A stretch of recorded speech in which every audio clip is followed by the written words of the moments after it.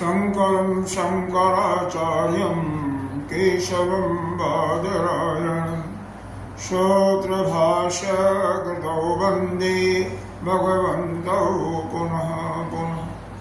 ईश्वरो गुरुरात्मेति मूर्तिभेदविभागिनी व्योमवद्व्याप्तदेहाय दक्षिणामूर्तये नमः। ॐ सहनावतु सहनो भुनक्तु सह वीर्यं करवावहै तेजस्विनावधीतमस्तु मा विद्विषावहै। ॐ शान्तिः शान्तिः शान्तिः। अखण्डमण्डलाकारं व्याप्तं येन चराचरं पदपदं दर्शितं येन तस्मै श्रीगुरुवे नमः। अज्ञानतिमिरान्धस्य ज्ञानाञ्जनशलाकया चक्षुरुन्मीलितं येन तस्मै श्रीगुरुवे नमः। गुरुर्ब्रह्मा गुरुर्विष्णुः गुरुर्देवो महेश्वरः गुरुः साक्षात् परं ब्रह्म तस्मै श्रीगुरुवे नमः। त्वमेव माता च पिता त्वमेव बन्धो च सखा त्वमेव विद्या द्रविणं त्वमेव सर्वं मम देव देव। गजाननं भूतगणादिसेवितं कपिध्वजम्बो बलचारुमक्षम् उमासुतं शोकविनाशकारकं नमामि विघ्नेश्वरपादपङ्कजम्। अनंत श्री विभूषित 1008 श्री पंचायती महानिर्वाणी अखाड़ा के वरिष्ठ महामंडलेश्वर श्रुति ब्रह्मनिष्ठ एवं उत्तर प्रदेश संत समाज के अध्यक्ष श्री सदगुरुदेव भगवान के चरणों में कोटि कोटि वंदन। सभी के अंतर्गण में उस आत्मसिद्ध परमात्मा को मुझे सौभाग्य की बात है कि सर्व वेदांत सिद्धांत सार संग्रह जो कि आदिगुरु शंकराचार्य जी के द्वारा प्रकरण ग्रंथ के रूप में लिखित है, लिखा हुआ है, उसको हमें स्वाध्याय करने का अवसर मिला। अभी हमने पीछे जो साधन चतुष्टय से संपन्न साधक ही वेद का अधिकारी होता है, उसके अंतर्गत हम विवेक पर अपना विचार करेंगे। विवेक का तात्पर्य जो यहाँ पर बताया गया, उस ब्रह्म एक ही ब्रह्म है, उसके अतिरिक्त जो कुछ है वह सब जो है अनित्य है, नित्य केवल ब्रह्म है। अब ब्रह्म के अतिरिक्त जो कुछ है सभी अनित्य है, यही विचार। इस शरीर में भी आत्मा के रूप में वह चेतन शक्ति नित्य मिला हुआ है, और शरीर और अंतःकरण रूप में पंचमहाभूतों से निर्मित यह जड़ तत्व या अनित्य मिला हुआ है। तो इसको हमें विचार करके अलग अलग कर लेना चाहिए।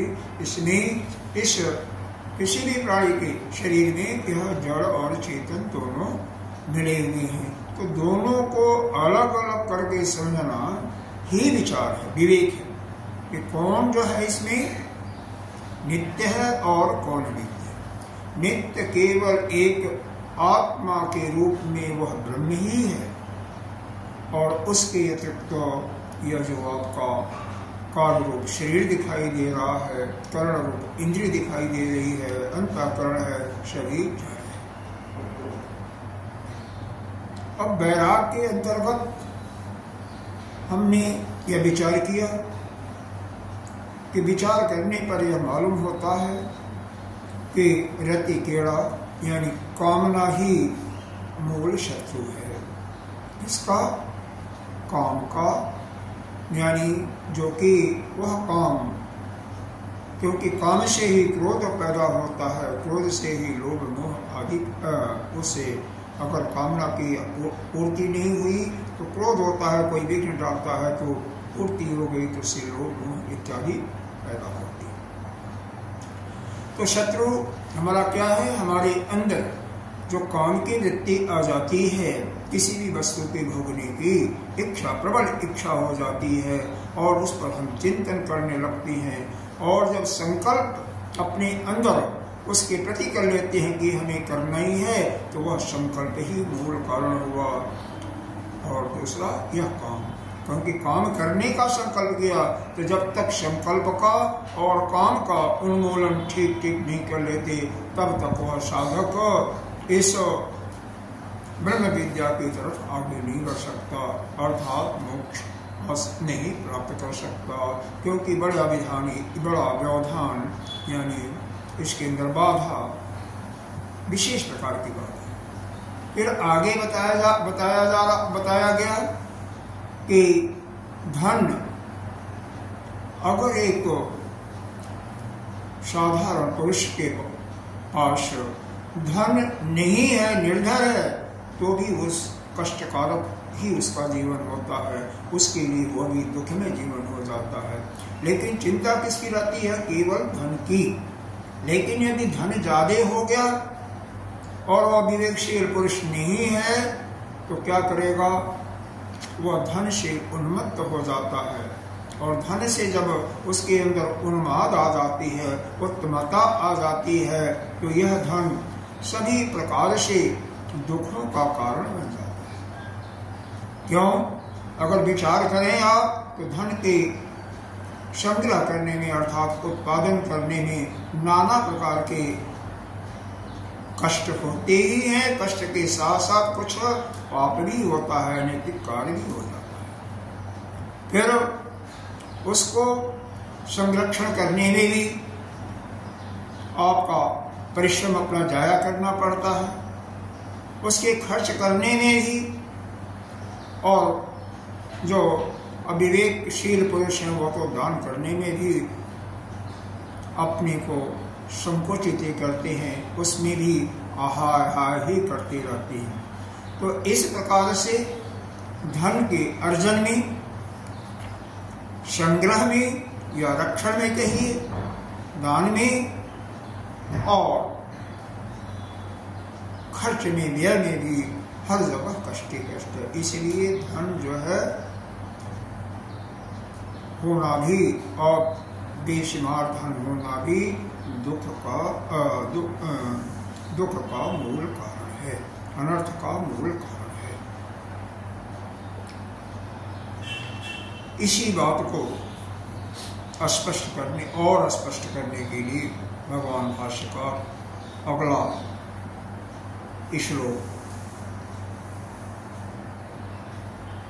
में क्या वर्णन किया कि यह जो धन जो है, जिस प्रकार से घर में कोई जंतु आ जा, अर्थात सर्प आ गया, और वह गृहस्थ आदमी तब तक दुखी रहेगा जब तक उस सर्प का निदान नहीं हो जाता, उसी प्रकार से यह धन जो है, यह भी धन का होना भी हमारे लिए हमेशा चिंता का कारण बना रहता। कब तक? जब तक कि धन वो आपके घर में रहेगा। क्यों रहेगा? उसी पर आगे विचार किया गया। आइए श्लोक पढ़ते हैं। नित्य अहितेन वित्तेन भय चिंता न पायिनम चित्त शास्त्रम कुतो जंतो गृहस्थे न अहिता तथा। नित्यहितेन वित्तेन भयचिन्तानपायिना चित्तशास्त्रं कुतो जन्तो गृहस्थेन हिता तथा। कह रहे हैं नित्य अहितेन वित्तेन, यह धन जो है, धन के माध्यम से हमेशा हमारा अहित ही होता रहता है और उसकी फलस्वरूप भय चिंता से हम ग्रसित रहते हैं। कैसे ग्रसित रहते हैं? जैसे अगर किसी के घर में सांप आ गया, यानी कोई जंतु आ गया, तो जब तक वह सांप है तब तक उसकी निद्रा भी हराम हो जाती है। वह न सो सकता है, न ठीक से भोजन कर सकता है, न जल पी सकता है। हमेशा उसके मन चित्त में उसी जंतु के बारे में पड़ा रहेगा। किस प्रकार से इस जंतु को बाहर निकाल दें, यानी सांप से अपने को मुक्त करा दें, उसी के बारे में चिंता वह करता रहेगा और इस प्रकार से दुखी होता रहेगा। तो उसी प्रकार से यदि किसी के पास धन ज्यादा है और उसका वह सदुपयोग विवेक नहीं है, अविवेकशील पुरुष है, तो वह जो उसका उचित उपभोग उसका नहीं कर सकता है, यानी दान में और समाज के कार्य के लिए, अपने भोग के लिए वह धन को नहीं लगाएगा। तो क्या करेगा? केवल उसके संग्रह में और गलत खर्चों में ही वह गलत कार्यों में धन का उपयोग करेगा, जिसके कारण से वह दुखी होता रहेगा। नित्य हितेन वित्तेन, तो वह धन उसके लिए हमेशा नित्य लगातार वह चिंता का ही कारण रहेगा और वह उस धन के कारण भय और चिंता से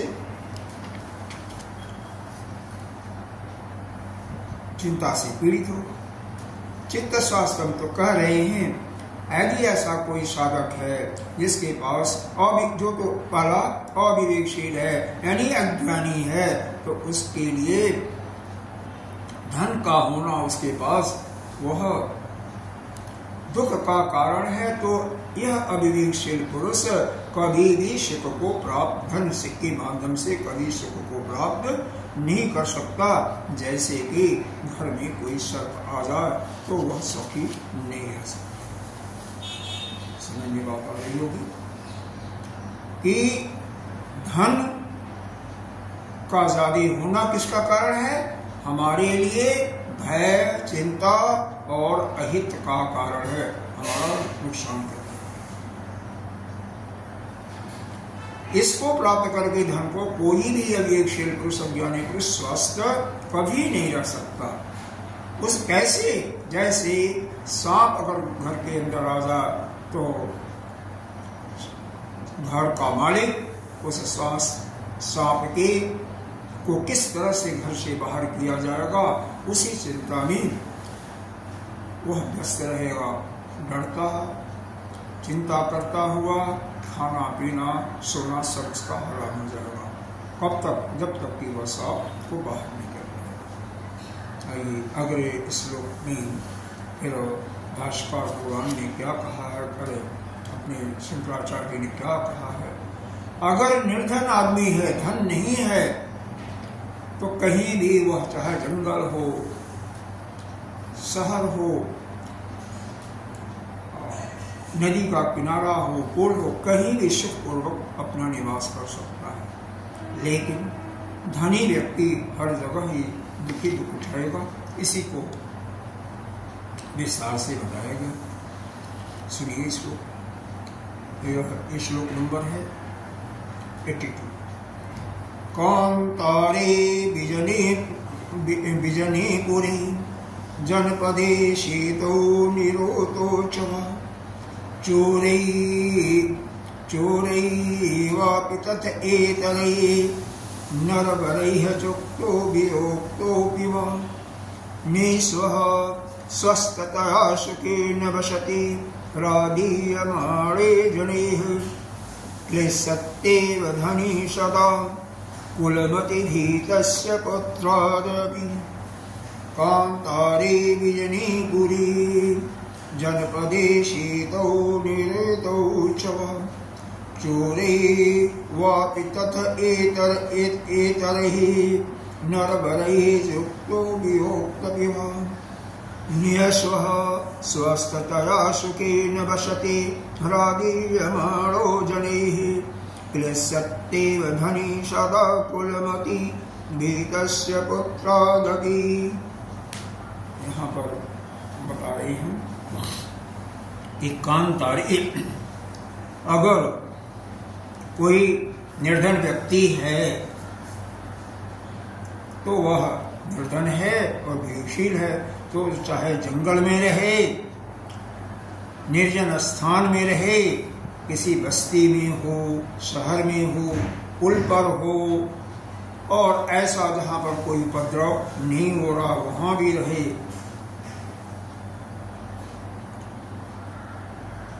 उसके लिए न तो उसको चोरों से डर है, न तो अन्य नीच पुरुषों, और न तो राजा, चाहे इनके साथ रहे या इनसे अलग रहे।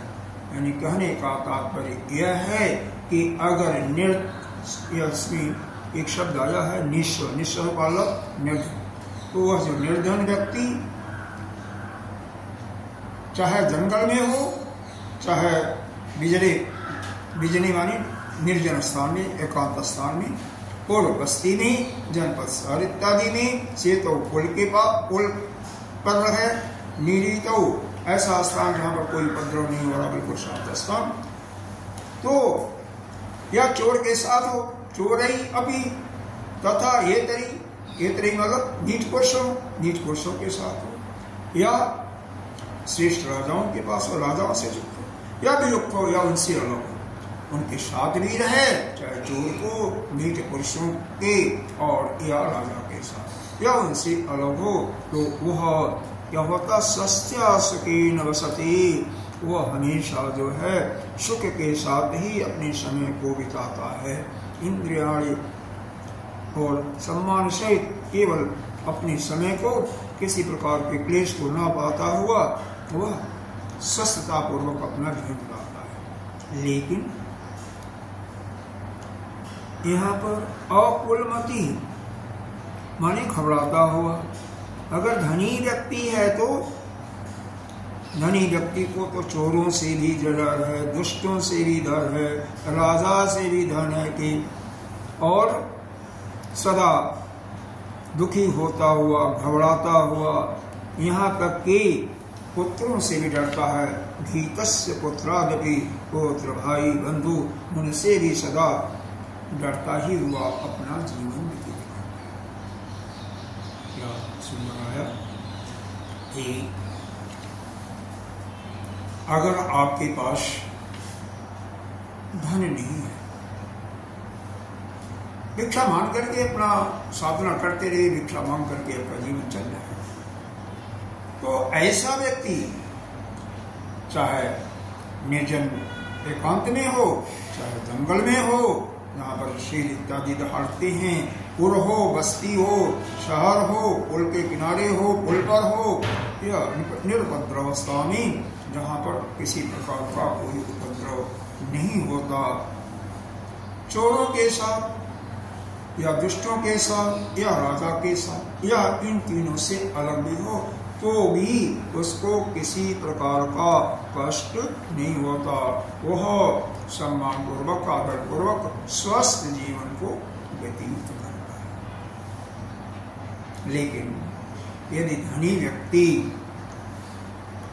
हो, उसके पास धन हो, तो चोरों से भी डरेगा कि चोर चुरा ले जाएंगे, धन को चुरा ले जाएंगे, और क्या दुष्टों से तो डरेगा ही, राजा से भी डरेगा कि या करके, राजा का मतलब आजकल युग में सरकार से लीजिए, सरकार से वो tax, income tax, sale tax इत्यादि से, उसी से भी डरेगा, और क्या यहाँ तक कि पुत्र भाई बंधुओं से भी डरता ही रहेगा, कहीं उसको सुख नहीं मिलेगा। इसके पीछे एक छोटा सा दृष्टांत देते हैं, वो सुख से मर भी नहीं सकता। एक छोटा सा दृष्टांत है, एक ऐसे सेठ थे जिनकी मृत्यु बिल्कुल मरने ही वाले थे, सन्निकट आ गई थी, लेकिन प्राण जो है कंठ में अटका हुआ था, निकल नहीं रहा था। एक उनके मित्र आते हैं तो उन्होंने उनकी हालत को समझ करके कहा कोई बात नहीं, जो इन्होंने धन इत्यादि जो रखा हुआ है छिपा करके उसको ले आओ। और जब वो ले आए बच्चे उनके, उसको पानी उस पर डाला और उसको धो करके उसको पिला दिया। सोना हीरा इत्यादि रहा होगा, और जैसे ही उन्होंने पिया थोड़ी देर के बाद उनका प्राण निकल गया, क्योंकि उनका आसक्ति उस धन में लगा हुआ था, इसलिए वो प्राण नहीं निकल रहा। आप जानते होंगे कि यदि कोई धन के पीछे उसमें बिल्कुल आसक्त हुआ है तो मरने के बाद क्या होगा? सर्प होगा, और सर्प हो करके वहीं पर कुंडली बना करके अपना निवास स्थान ही बना लेगा, वहीं पर पड़ा रहेगा। इसीलिए आप सुने होंगे कि जहां पर सांप करके रहते हैं तो बीच में कहीं न कहीं धन होता है, या जहां पर धन होगा तहां पर सांप उसको चारों तरफ से घेर के बैठे होंगे। कौन सा? वही जो उसका पहले उस जमाने का जो उसका स्वामी होगा, जिसका धन होगा।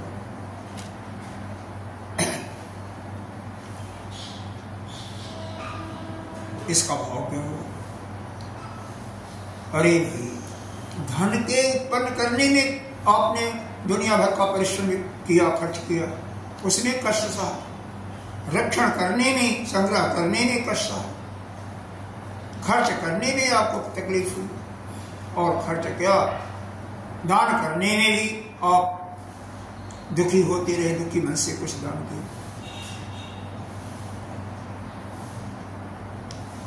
और अंत में मरने के बाद भी दूसरा शरीर पा करके भी दुखी रहोगे, उसी धन में आसक्त होकर के सर्प के रूप में बने रहोगे।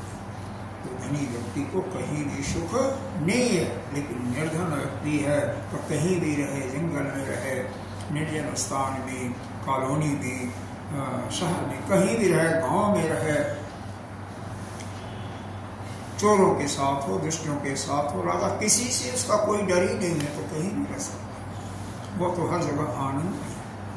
लेकिन धनी व्यक्ति तो सबसे डरता ही है, चोरों से भी, दुष्टों से भी, राजा से, यहाँ तक कि अपने पुत्र बांधवों से भी डरता हुआ सुख की नींद नहीं ले पाता, न सुखपूर्वक वह भोजन ही नहीं कर सकता, और सुखपूर्वक विश्राम भी नहीं कर। आइए अगला श्लोक पढ़ते हैं।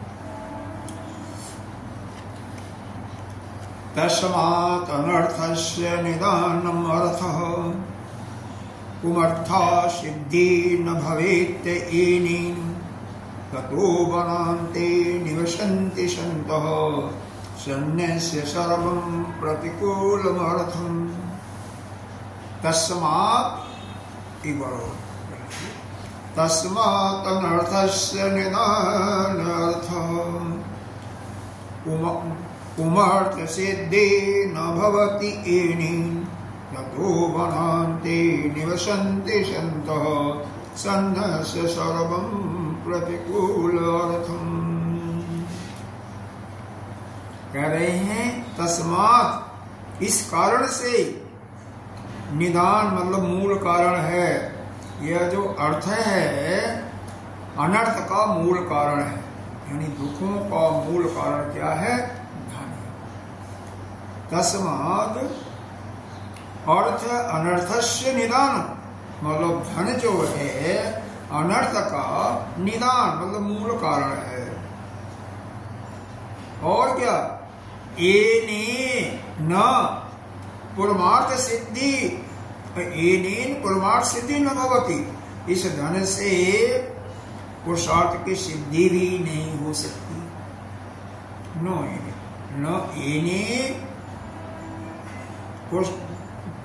पुमर्था सिद्धि न भवति, तो इन्हें इसके द्वारा, धन के द्वारा, इन्हें मतलब धन के द्वारा यह पुरुषार्थ की सिद्धि भी नहीं हो सकती।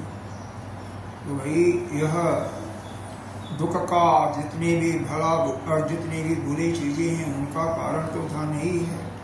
आपका अंतःकरण भी शुद्ध नहीं होगा और क्या होगा, पुरुषार्थ की सिद्धि का कोई प्रश्न नहीं होता। इसीलिए कारण से ततो इसलिए बनान्ते निवसन्ते सन्तः सन्न्यस्य सर्वं प्रतिकूलमर्थम्। तो ऐसे विचारशील विवेकशील जो पुरुष होते हैं कि धन जो है सभी अनर्थों का ही मूल कारण है, तो ऐसा सोच करके सभी को धन को अपने पास से हटा करके दूसरों को दे करके, दान करके, यज्ञ करके, इत्यादि कार्यों में, श्रेष्ठ कार्यों में खर्च करके समाज के लिए क्या करते हैं, सब कुछ हटा करके संन्यास धारण कर हो जाते हैं, यानी सन्यासी बन जाते हैं। अर्थात संन्यास धारण करके और सुखपूर्वक निद्रा, सुखपूर्वक अपना निवास करते हैं, सुखपूर्वक भोजन करते हैं, सुखपूर्वक सोते हैं, किसी चीज की उनको की चिंता नहीं होती है। तो यहाँ पर हमारे आदिगुरु शंकराचार्य ने स्पष्ट रूप से कहा कि यह जो धन है यह सारे विपदाओं का, सारे दुखों का मूल कारण यही है, अनर्थ का मूल कारण यही है। क्योंकि इस धन से आपकी परम पुरुषार्थ की सिद्धि भी नहीं हो सकती, अर्थात आपकी मोक्ष की सिद्धि, मोक्ष नहीं प्राप्त कर सकती। दूसरे शब्दों में इसी किसी न किसी लोक में 84 लाख दुनिया में आना जाना आपका बना रहेगा। लेकिन इस पर यदि विचार करने वाला कोई है, विवेकशील पुरुष है, तो ठीक रूप से विचार करके क्या करता है, वह सब प्रकार से धन को त्याग करके निर्जन वन में या एकांत में अपना भूमि जमा लेता, संन्यास्त होकर के निवास करता है और केवल अपनी साधना में जुट। ऐसा व्यक्ति हमेशा सुखी। तो देखो यहाँ पर ही बताया गया धन सबसे मूल कारण है। धन से कोई भी सुखी नहीं हो सकता, क्योंकि धन को उत्पन्न करने में कष्ट है, नाना प्रकार के पाप भी होते हैं, फिर रक्षा करने में परिश्रम है।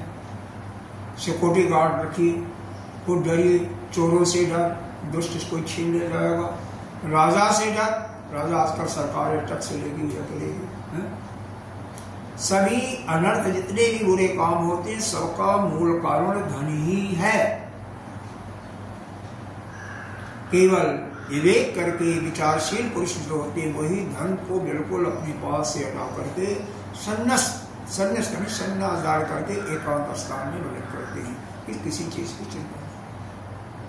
अरे यहाँ तक कि धन बाद में पुत्रों से भी डर होता है, भाई बंधुओं से भी डर होता है। अगर कोई निर्धन व्यक्ति है तो उसको तो केवल धन की कभी रहेगी, भोजन कैसे मिलेगा इसके अलावा कोई चिंता नहीं है। और कोई भोजन तो परमात्मा का भजन करेगा, मिल ही जाएगा, और किसी चीज की उसको चिंता नहीं है।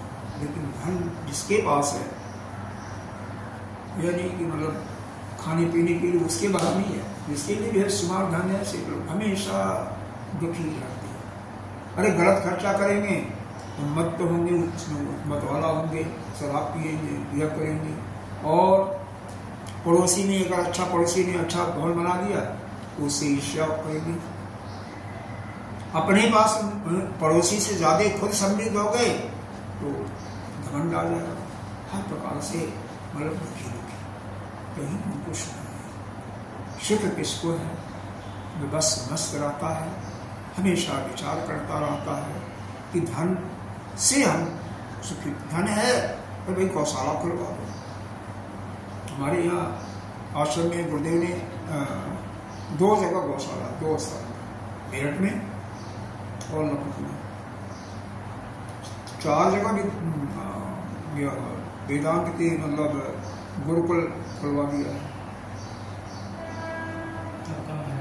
हाँ भाई पैसे आते, पैसे उधर जाने तो खर्च करो, अपने पास नहीं रखना, क्योंकि धन जो है मूल कारण है किसका? अनर्थ।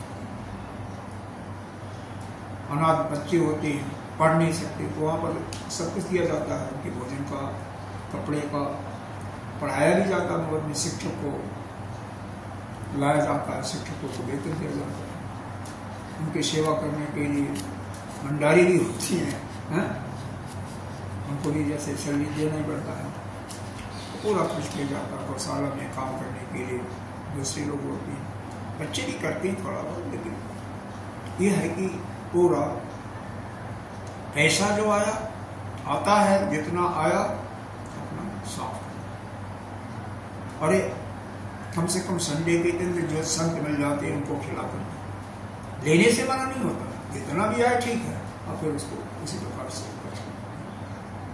और भी जो संत बड़े बड़े होते हैं, दानी होते हैं, आता है पैसा आया तो भंडारा करके खर्च कर देते हैं। जगह जगह भंडारा हमने देखा, बीकानेर में भी देखा, गुजरात में, अहमदाबाद में देखा, अपने पास कोई नहीं रखता, जो रखता है एक श्लोक और पढ़ते हैं, तो सुनना चाहो तो सुन, नहीं तो कोई बात नहीं। तस्मात् अनर्थस्य निदानमर्थः त्वमर्था सिद्धि न भवेति ततो वनान्ते निवसन्ति सन्तः सन्नस्य सर्वं प्रतिकूलार्थम्। इसीलिए यह समझ करके धन ही सभी अनर्थ का मूल कारण है, यह धन से पुरुषार्थ की सिद्धि भी नहीं हो सकती। इसीलिए विवेकशील पुरुष धन को हटा करके चारों तरफ से निवसन्ते संन्यास होकर के एकांत स्थान में निवास करता है। जंगल में, आजकल जंगल नहीं है तो कहीं एकांत स्थान में। क्यों कि यह धन केवल अनर्थ का कारण है, इससे हमारा कोई कल्याण नहीं हो सकता। एक श्लोक और पढ़ती हूँ। श्रद्धा भक्ति मतीन शतीं गुणवतीं पुत्रान् श्रुतान् समन्ता न अक्षय वसु धान्य भोग विभवि श्री सुंदरम मंदिरम सर्वनश्वरम इति एवत्यो कवयः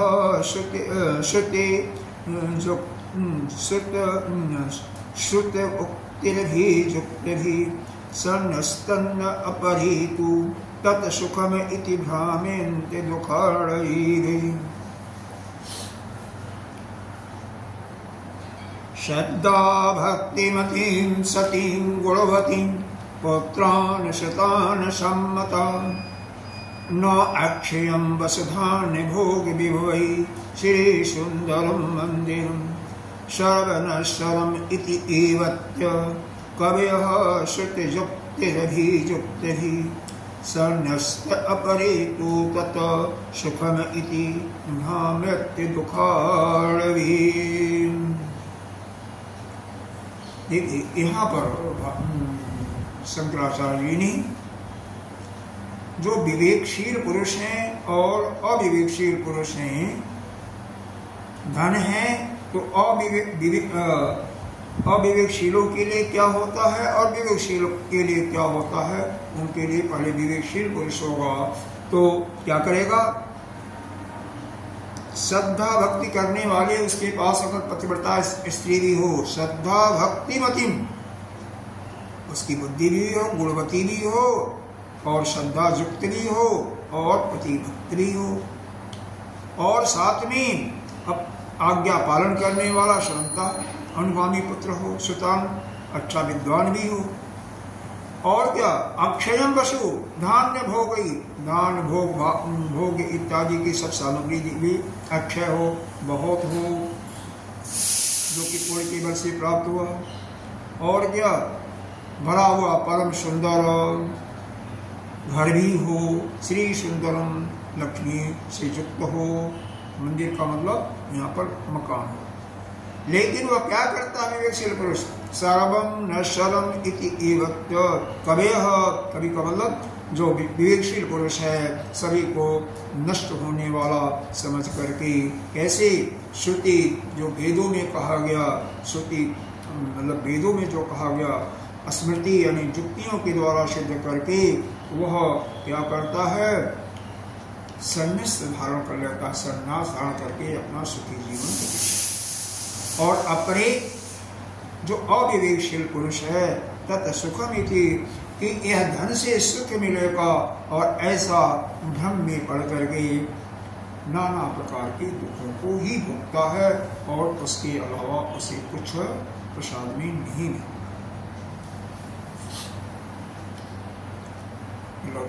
देखिए दो प्रकार के कैटेगरी बनती है। एक तो विवेकशील पुरुष, जो विवेकशील पुरुष है जिसके पास विवेक है। दूसरा जो मूढ़ है, अज्ञानी है। जो मूढ़ है, अज्ञानी है, धन को अपना यह समझता है कि धन से सब प्रकार का सुख मिलेगा, वह हमेशा जीवन भर इसी भ्रम में पड़ करके नाना प्रकार के दुखों से पीड़ित होता है। उसको कमाता भी है, परिश्रम करता भी है, रक्षण करने में भी परिश्रम करेगा, पुत्र पुत्रादि से भी डरता रहेगा कि अब चुरा ले जाएंगे, चोरों से डरेगा, राजा से डरेगा, इस प्रकार से जीवन भर दुख ही दुख भोगता रहेगा। लेकिन वहीं पर विवेकशील पुरुष जो है, अगर उस यह देखो, यह जो यहाँ पर श्रद्धा भक्ति में तीन शक्ति, यह सब कुछ मिला हुआ है, दोनों को मिला हुआ है, तो उसको पास है श्रद्धा और भक्ति के से युक्त और गुणवान पत्नी भी है, आदर कहना मानने वाला विद्वान पुरुष पुत्र भी है, अक्षय उसको धन धान भोग सामग्री भी मिला हुआ है, बहुत ही सुंदर उसको भवन भी है उसके पास। लेकिन सबको वह नश्वर समझते हुए कि आज है कल नष्ट हो जाएगा, क्योंकि कर्म के द्वारा जो कुछ प्राप्त होता है वह अनित्य है, वह आज है कल नहीं रहेगा। इसीलिए इसको संसार के समस्त लोगों को नश्वर समझता है। पुत्र हो, मकान हो, पत्नी हो, कितना भी सुंदर हो, कितनी भी गुणवान हो, कितनी भी अत्यधिक, तो सबको नश्वर समझते हुए सबको त्याग करके क्या कर लेता है? संन्यास धारण कर लेता है। और यही श्रुति में भी कहा गया, स्मृति में यानी युक्ति से भी यही सिद्ध होता है, ऐसा समझ करके संन्यास कर लेता है। और वहीं पर जो अविवेकशील पुरुष है, अज्ञानी है, वह हमेशा सोचता है, उसके मन में यह भ्रांति होती है, भ्रम होता है कि धन ही सुख का कारण है, धन से ही सुख की प्राप्ति होगी। और जो ऐसा समझ लेता है, ऐसा अपने अंदर भ्रम को पाल लेता है, वह जीवन भर दुखी ही दुखी होगा, कभी उसको सिद्ध नहीं प्राप्त होता। न तो धन के अर्जन में धन का अर्जन करेगा, परिश्रम भी करेगा, नाना प्रकार के उससे जाने अनजाने पाप नहीं होंगे, परिश्रम करके धन का संग्रह भी करके उसका रक्षण भी करेगा, खर्च करने में भी कंजूसी करेगा। अगर खर्च गलत कार्यों में हो गया तो उसे और उन्मत्तता उसके अंदर बढ़ेगी, और भी मूढ़ भावना आएगा, बुद्धि नाश होगा। अगर कोई मतवाला हो जाएगा, उन्मत्त हो जाएगा तो क्या होगा? उसकी बुद्धि जो है मूढ़ हो जाएगी, और मूढ़ होने से उसकी बुद्धि भी, स्मृति भी चली जाएगी, बुद्धि भी भ्रमित होकर के उसका प्राण चला जाता है। प्राण चला जाने का यहाँ पर तात्पर्य यह है कि वह अपना जो मुख्य लक्ष्य है उससे भ्रमित होकर के गिर जाता है, च्युत हो जाता है।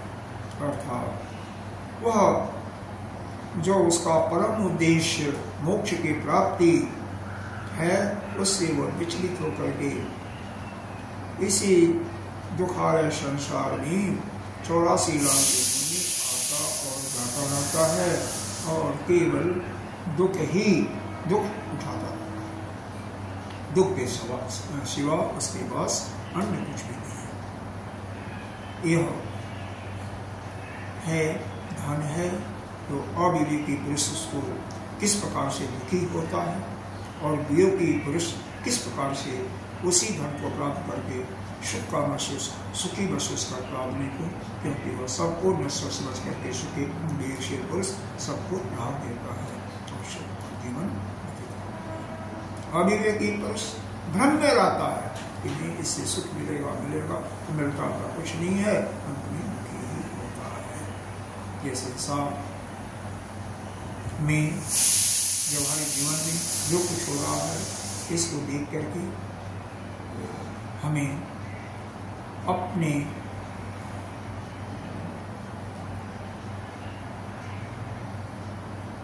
मन बुद्धि चित्त हमेशा विचार करते रहना चाहिए और केवल हम अपना आत्मचिंतन करें तो शायद इस भ्रम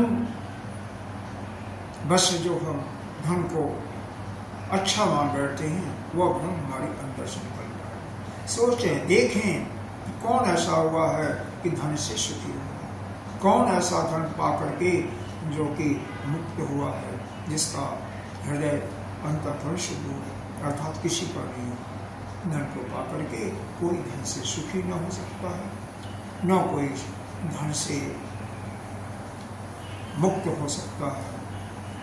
इसलिए धन का अर्जन हम उतना ही करें जो आराम से